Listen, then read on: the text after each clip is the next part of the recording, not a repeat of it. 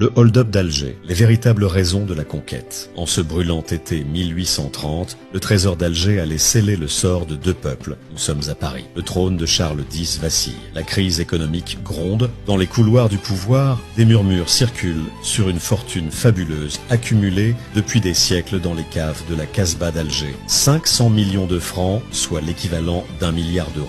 Le coup d'éventail du Dey au consul de France ? Une simple excuse. Dans l'ombre, le marquis de Clermont-Tonnerre, ministre de la guerre, pousse déjà ses pions. Il écrit au roi « Je ne parle pas des trésors qui sont accumulés dans le château du Dey d'Alger, on les estime à plus de 150 millions. » Le 5 juillet 1830, 37 000 hommes déferlent sur Alger. Commence alors un pillage méthodique de 3 jours. Or, argent, bijoux, diamants. Tout disparaît dans un balai silencieux. Qui profite du butin? Une partie dérisoire, 43 millions, rejoint les caisses de l'État. Le reste, il s'évapore dans les poches des militaires, des banquiers comme Sellière, des industriels comme Schneider, jusqu'au plus haut sommet du pouvoir. Cette fortune volée devient le terreau d'empires industriels. Les Sellière et les Schneider, enrichis par ce pillage, bâtissent leur domination sur la sidérurgie française. Une dynastie née dans le sang et l'or d'Alger. Le véritable prix de ce pillage, 1 million d'Algériens morts dans les années qui suivent, soit un tiers de la population de l'époque.